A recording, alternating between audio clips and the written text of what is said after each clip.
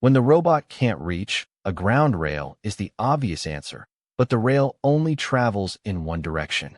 For X plus Y, X plus Z, X plus Y plus Z reach, the answer is a truss or gantry robot. A truss robot hangs from a steel XY frame. X travel, Y travel, Z vertical. A 3-axis truss covers the full rectangle.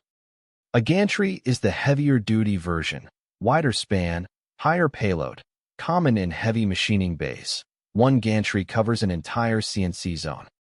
EVST's truss/gantry family runs 3 configurations: dual-axis X plus Y, 3-axis X plus Y plus Z, and X plus Z, picked by how many axes the pick-in-place needs. Use case 1, hardware machining with multiple CNCs. A 3-axis truss spans 5 machines for pick-in-place. A rail can't, because the machines line up in X, but pickup happens in Y plus Z.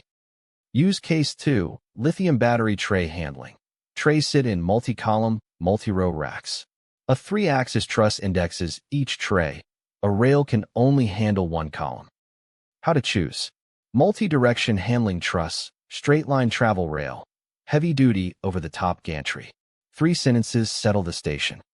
Ground rails aren't the only way to extend reach. This is EVST. We keep trusses, gantries, and ground rails in one family and pick by station.